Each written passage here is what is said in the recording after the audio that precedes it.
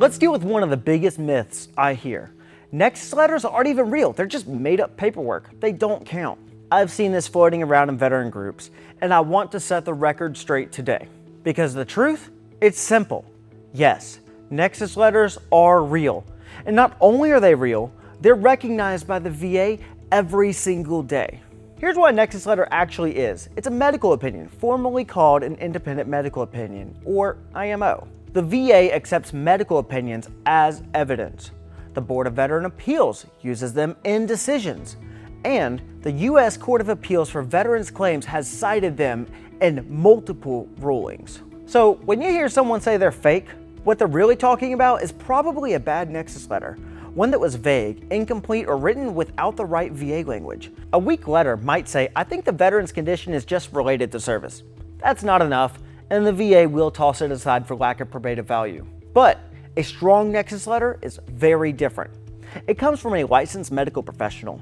It shows they reviewed your service and medical records in depth.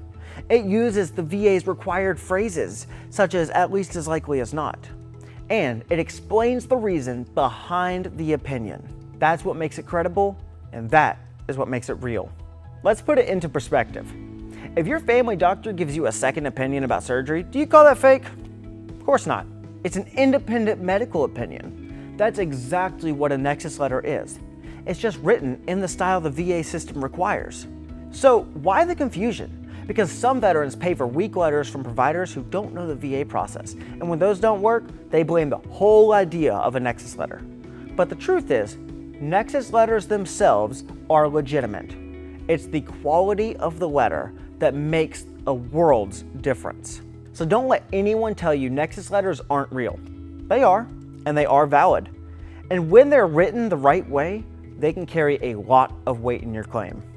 All right, remember to like and subscribe if you want facts, not myths, about the evidence that wins your claim. As always, thank you for your service and take care.